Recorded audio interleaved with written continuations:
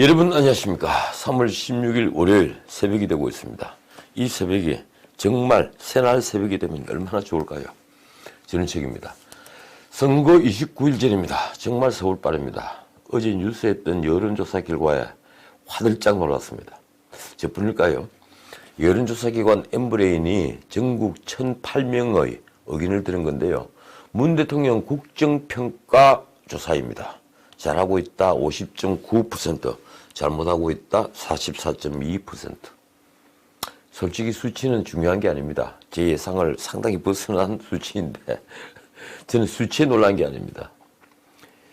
저는 응답자 성향이 드러나지 않은 이런 조사 결과를 잘 믿지 않습니다. 그러나 같은 조사기관이 2월 24일 했던 여론조사에서 잘하고 있다 48.1%, 잘못하고 있다가 44.9%였던 걸 참작해서 그 흐름만 보아야 합니다. 그 흐름을 보고 제가 놀란 겁니다. 긍정평가는 올라가고 부정평가는 내려가고 있죠.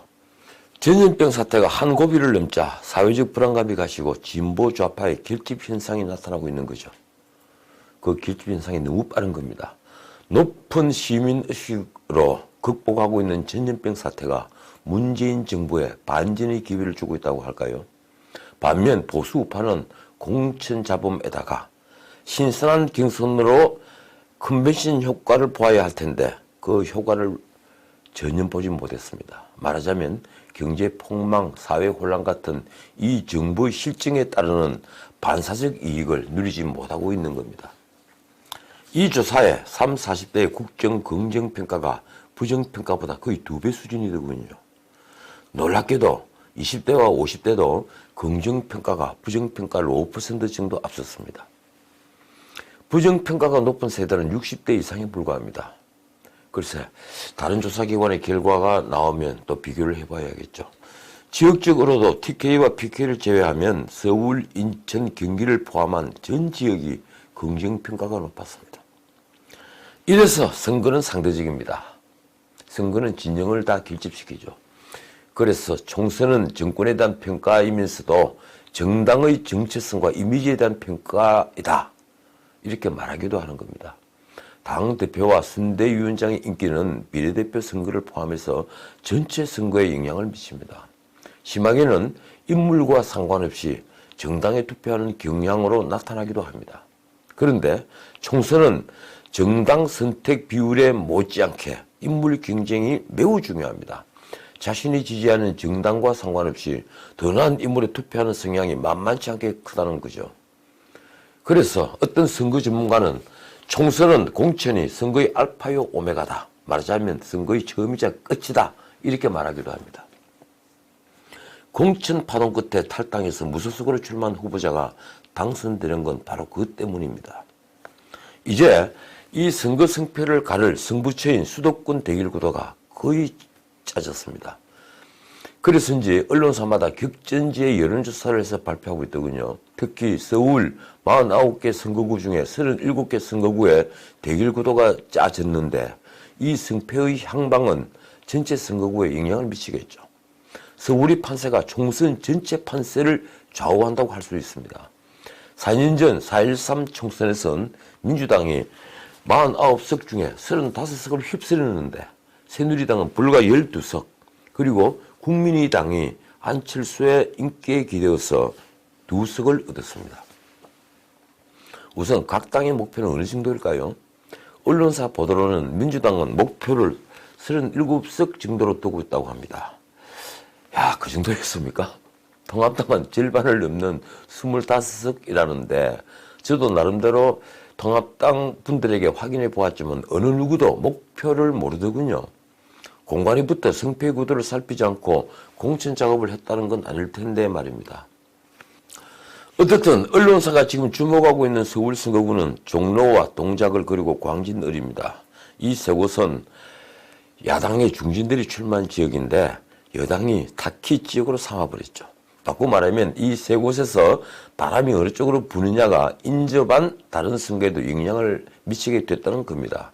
그 세 곳은 김용호 전 공관위원장이 공천 작업에 들어간 직후에 한강 벨트를 내세우면서 맨 먼저 단수 공천을 한 지역입니다. 그만큼 어느 누구도 이의를 제기하지 않는 공천인데다가 통합당의 중진이 출마한 지역이니 관심이 증폭된 것이죠.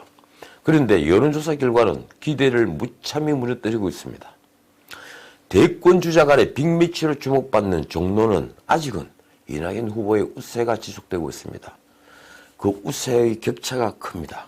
3월 1일과 2일 한국 리서치가 조사한 결과는 49.6%대 27.7%로 오차 범위를 한참 넘어서고 있습니다.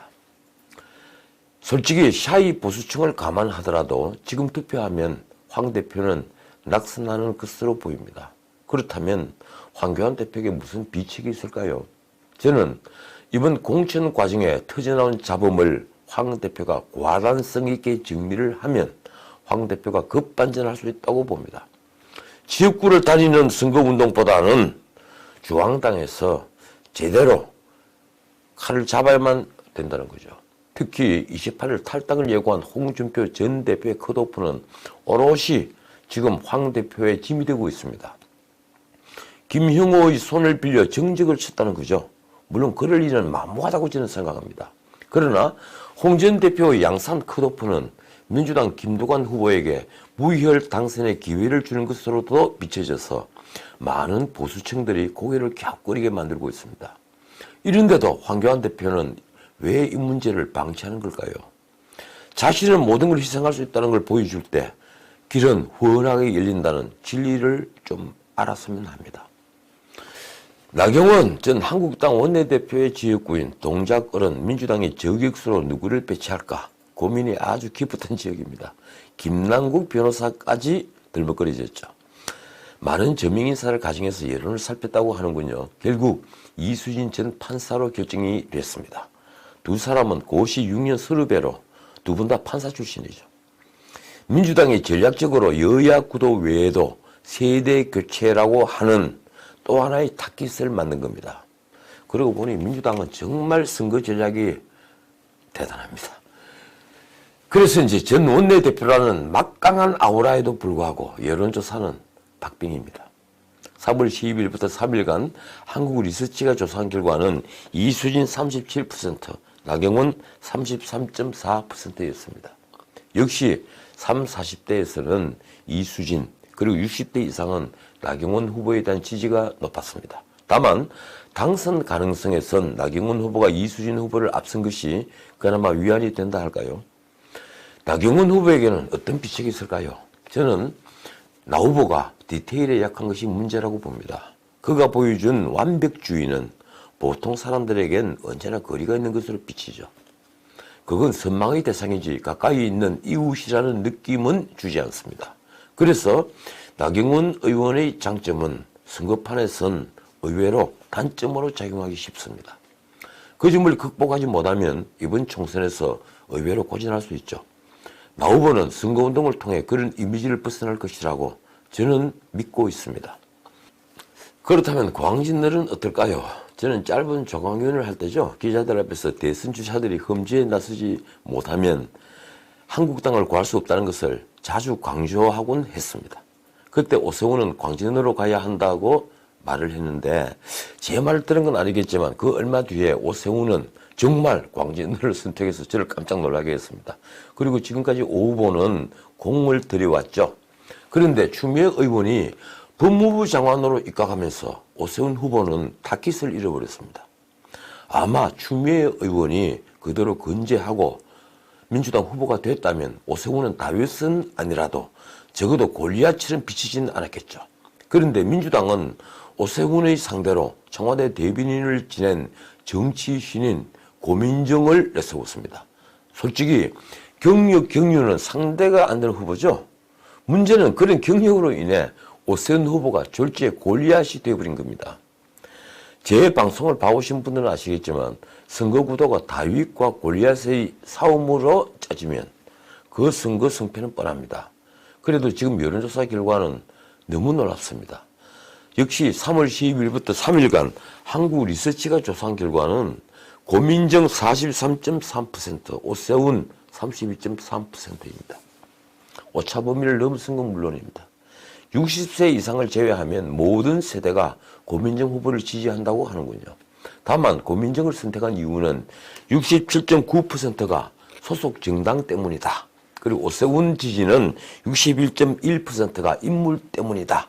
이렇게 답하니 오 후보의 열세는 다분히 지역 특성 때문으로 보이고 이건 노래가면 극복할 수 있죠. 그렇다면 역전의 기회는 있다는 얘기입니다. 제가 오 후보에게 고언을 하자면 귀족적 이미지를 하루빨리 벗어던져야 한다는 거죠. 다만 서민 이미지는 흉내를 낸다고 만들어지지는 않습니다. 체화되어야 합니다. 문제는 언론사가 보도하는 나머지 지역에도 보수 후보들은 모두 고전하고 있다는 겁니다. 심재철 원내대표가 뛰고 있는 안양 동안 어른 민주당 대변인인 이재중 후보가 42.8%대 33.4%로 9.4% 차이로 앞서고 있습니다. 놀라운 결과죠. 벌써 한 달 이상 심 후보는 열세를 벗어나지 못하고 있습니다. 김현미 국토부 장관이 빠진 고양정에서는 김연아 후보가 민주당 이용우 후보에게 역시 35.7%대 29%로 오차 범위를 벗어난 열세입니다. 수도권에서는 이처럼 몇 개의 표본에서 통합당 후보들이 모두 고전하고 있는 중입니다. 이 원인은 무엇일까요? 저는 통합당 공천이 상상력이 부족하다고 몇 차례 지적한 적이 있는데 바로 그 때문입니다. 통합당은 한강 벨트니 청년 벨트니 하면서 마치 신선한 공천을 하는 것처럼 해왔죠. 그런데 막상 보여준 결과는 우세 지역에 엉뚱한 사람을 전략 공천하는 것이어서 우리 모두를 맥 빠지게 만들었습니다. 한강 벨트는 기득권 벨트로, 청년 벨트는 무명 벨트로 비친 거죠. 이런 상상력으로는 전체 수도권 선거에 야당 바람은커녕 미풍도 불지 못하게 합니다. 그래서 제가 기대하는 건 지금이라도 황교안 대표가 칼을 한번 뽑는 겁니다. 지금까지 공관위가 가장 잘한 공천이 어딜까요? 저는 대구 수성갑을 꼽고 싶습니다. 수성갑은 여당의 대권주자인 김부겸 의원의 지역구죠. 19대까지 전 공관위원장인 이양구 의원의 지역구였습니다. 그런데 여러 잡음으로 인해서 지역 여론이 생각보다는 보수 야당에 상당히 비판적인 곳입니다. 제가 강연을 자주 다녀봐서 잘 압니다. 이번에 공관위는 수성거리 지역구인 사선의 조영 의원을 지역구를 옮겨서 수성갑에 공천했습니다. 지난 선거에서 수성을 공천을 받지 못하자 조영 의원은 무소속으로 나가서 당선된 뒤에 다시 복당했죠. 그래서 이번 공천 결과가 상당히 주목됐는데 공관위의 결정을 보면서 저는 무릎을 쳤습니다. 물론 수성갑에서 뛰는 예비 후보들도 있었지만 김부겸 의원을 이기기 위한 공천으로는 주 의원이 제 생각으로는 적격이기 때문입니다. 게다가 그 선거에서 이기면 조영 의원도 명실상부한 차기 주자로 발돋움할 기회가 생길 수 있으니 주 의원으로서도 나쁜 결과는 아니었습니다. 여론조사 결과는 조영 후보가 김부겸 후보를 37.3%대 32.1%로 앞서는 것으로 나왔습니다. 당선 가능성도 조영 후보가 앞섰습니다. 그래서 저는 황교안 대표가 마지막으로 이런 상상력을 제발 좀 발휘해 주기를 기대합니다. 문제된 공천을 과감히 취소하고 바로잡는 것만으로도 혁신으로 비칠 테니 황 대표 스스로의 이미지를 바꿀 수 있는 더없이 좋은 기회이기도 합니다. 제가 드리는 고언은 바로 이것입니다. 한강을 지키려면, 아니 한강을 수복하려면 칼을 빼십시오. 그게 전체 판도를 바꿀 수 있습니다. 자, 오늘 1분 여기까지입니다. 아침에 2부를 올려드리죠. 창밖에 봄은 와 있습니다. 지금까지 진은책이었습니다.